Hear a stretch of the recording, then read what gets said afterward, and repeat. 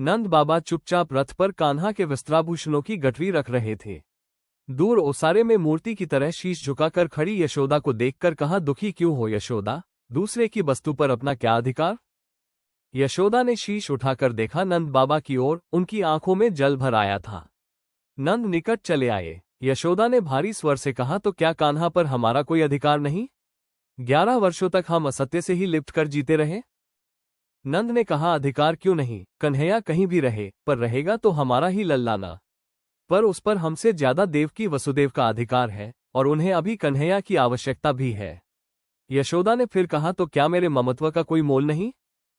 नंद बाबा ने थके हुए स्वर में कहा, ममत्व का तो सचमुच कोई मोल नहीं होता यशोदा। पर देखो तो, कान्हा ने इन 11 वर्षों में हमें क्या नहीं दिया है। उम्र के उत्तरार्ध में जब हमने संतान की आशा छोड़ दी थी, तब वो हमारे आंगन में आया।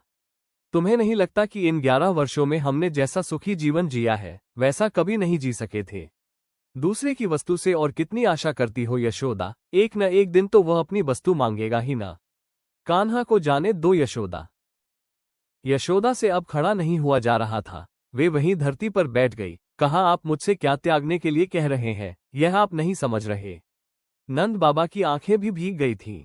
उन्होंने हारे हुए स्वर में कहा, तुम देवकी को क्या दे रही हो, यह मुझसे अधिक कौन समझ सकता है यशोदा। आने वाले असंख्य युगों में किसी के पास तुम्हारे जैसा दूसरा उदाहरण नहीं होगा। ये जगत सदैव तुम्हारे त्याग के आगे नतमस्तक रहेगा।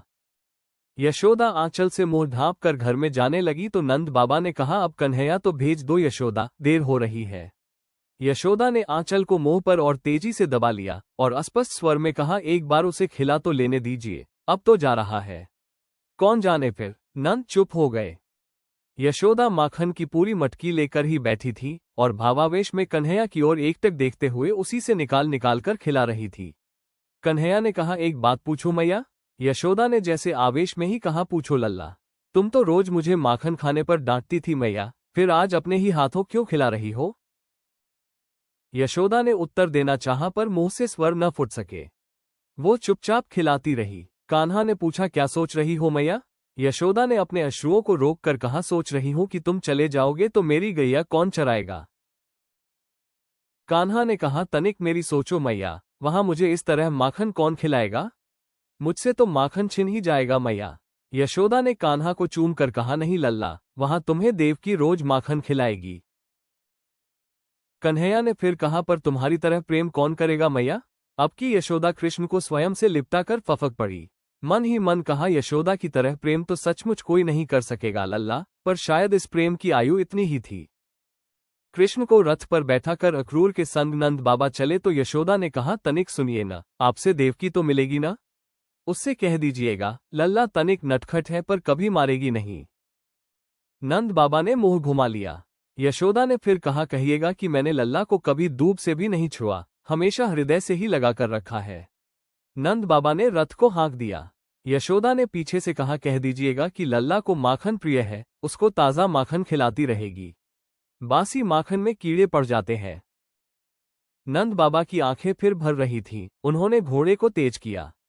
यशोदा ने तनिक तेज स्वर में फिर कहा, कहिएगा कि बड़े कौर उसके गले में अटक जाते हैं, उसे छोटे छोटे कौर ही खिलाएगी।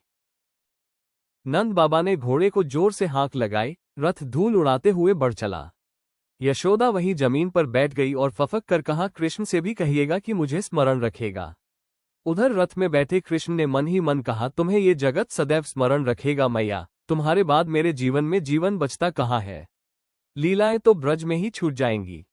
यशोदा और कृष्ण का वियोग केवल एक कथा नहीं, बल्कि त्याग, ममत्व और मातृत्व की पराकाष्ठा है। जब कृष्ण रथ पर बैठकर मथुरा के लिए निकलते हैं, तब यशोदा का टूटता हृदय हर भक्त को रुला देता है।